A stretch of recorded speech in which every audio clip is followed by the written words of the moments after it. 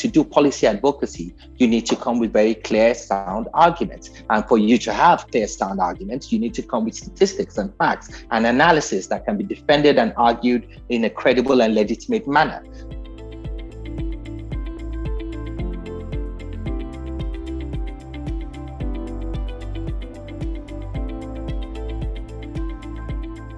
My career at the Institute for Security Studies as an assistant to what is Africa's largest and one of the most impactful think tanks called the Institute for Security Studies. But of course, think tanks work with government, and the more you do your research, the more you write policy briefs, the more you provide policy advice, the more you begin to see different ways and means in which you can actually help to shall I say, implement that change from within the system. So I think after a decade or so of writing policy papers and advising government officials, I think it was a natural sort of progression to actually start working from the inside and trying to engineer change from within the government, but still using the same kind of policy tools, approach, and the ethical underpinnings that we would if we were in the think tanks or in civil society.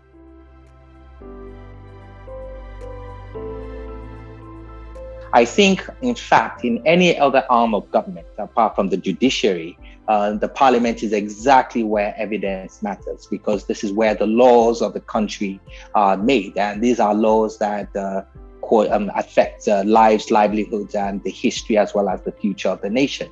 So this is one area where you cannot make mistakes. And of course, because laws are based on the Constitution, it can't just be based on, shall we say, just emotions and political expediency. That has to be in line with the Constitution. So if anything at all, if there's any major arm of government that has a cardinal responsibility for evidence-based policy, it is definitely the parliament.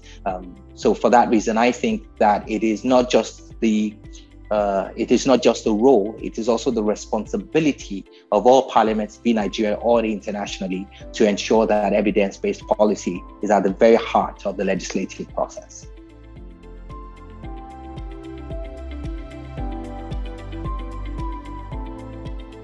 I think on one hand, there are different components. There are think tanks within the government itself, and there are think tanks who engage through civil society. First of all, let me start with the ones in civil society. In a country like Nigeria, where we had decades of military rule, civil society was a bit more combative in terms of fighting for democracy. So we had a lot of pro-democracy funded and geared NGOs and civil society organizations. But as we returned to civilian rule and we began to build our democracy, it became very clear that you could not just be combative against government. You had to come to the table with good ideas that could help the government do what it needed to do in a democratic setting. So we began to see an evolution of civil society organizations or NGOs not necessarily moving away from advocacy, but doing a bit more policy advocacy. And to do policy advocacy, you need to come with very clear, sound arguments. And for you to have clear, sound arguments, you need to come with statistics and facts and analysis that can be defended and argued in a credible and legitimate manner. So I think that evolution, as it took place, started seeing think tanks becoming much more a part of the policy discourse. And I think that's that evolution has sort of taken place. But it is not a perfect marriage as of now. I still believe there's a high level of mistrust between the government and civil society in some spaces. But at the same time, we see areas where a lot of the remarkable think tanks here in Nigeria are able to come with evidence-based policy ideas. They're able to engage in a constructive and effective manner with parliamentarians, and that actually leads to the making of laws that are in the country's and the people's interest. So I think in a nutshell, the benefit for the whole country and for the parliament is that it enables parliamentarians to know that when they go to represent their people, they're putting forward motions, bills, and arguments that are based by facts and based by evidence. And of course, they say the truth always stands the test of time. And that is the thing about the facts and evidence. You make sure that, you come to the table clear-headed with the facts and with the stats. And for that basis, I think people are more inclined, both within the House, where you have many parties who will argue for and against, and also within the people that you represent, to ensure that you are representing them more credibly. So if anything at all, I think the role of think tanks help to strengthen the parliament and strengthen democracy by so doing.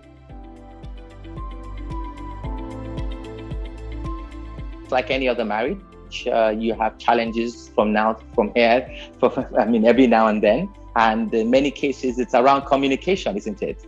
And you find, and of course, also because people come from different backgrounds, and you find that when you have government and you have think tanks, they at times are driven by different imperatives. On one hand, you have government, and to be in government, you have to win votes. Meaning you have to do the politics for you to even be in the seat to be able to make any laws or make any policy at all. And of course, if you're in government, someone is always trying to take your seat every few years. So on one hand, the politician is thinking, how do I keep my seat? How do I keep my authority?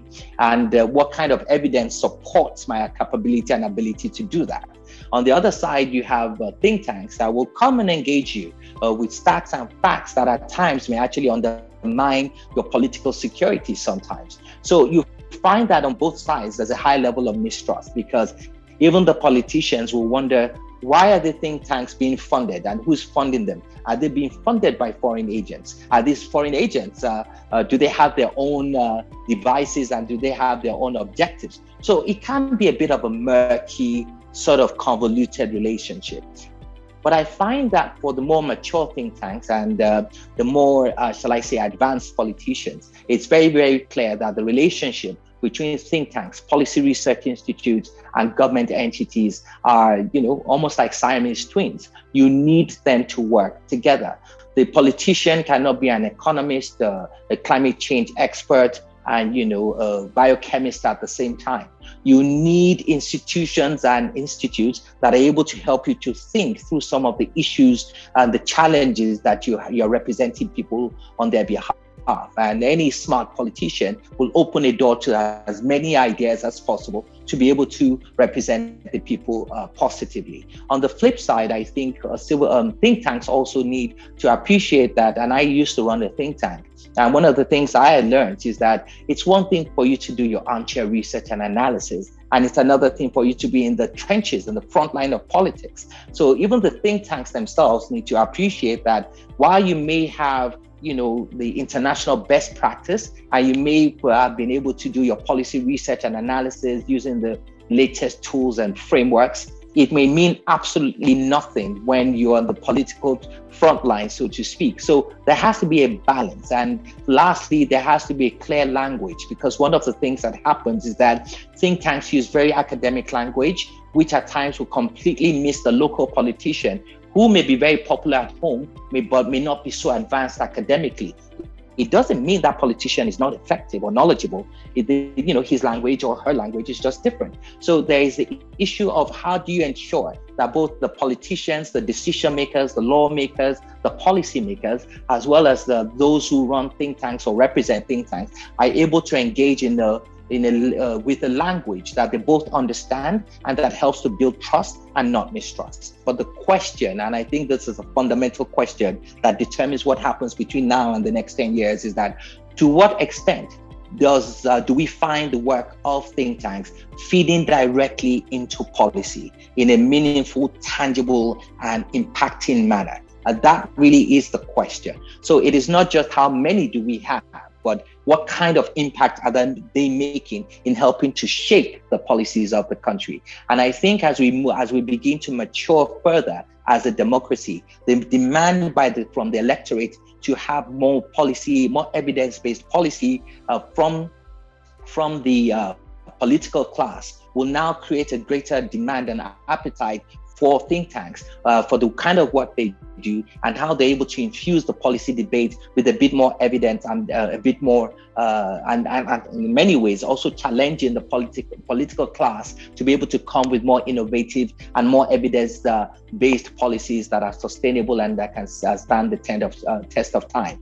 So I do think that we will see think tanks in Nigeria continue to grow. I do think they will continue to find new ways to remain relevant, but their relevance really would be in terms of how they can make an impact, a direct impact to the policy landscape. And of course, the challenge many of them face across the world is also the challenge of funding, because since COVID-19, the kind of funding that was available for this sort of, good pie in the sky thinking has been moved to some of the more, shall we say, humanitarian concerns that we have globally. So the sustainability of think tanks financially is what I think may be a challenge going forward. But for as long as a democracy continues to grow and for as long as the electorate continue to demand evidence-based policy, I do believe that think tanks in Nigeria and beyond will continue to play a very important role in our democracy.